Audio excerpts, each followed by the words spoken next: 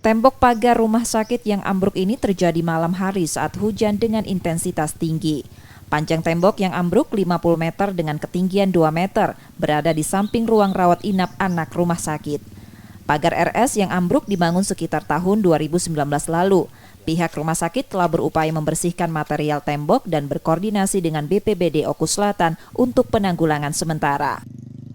Dari rumah sakit sendiri saat ini sudah kami tangani. Pertama, membersihkan atau menyingkirkan pecahan-pecahan atau pagar yang roboh ini, dirapikan, besinya dikelompokkan jadi satu, kemudian akan dibuat pagar sementara yaitu dengan seng setinggi 2,5 meter.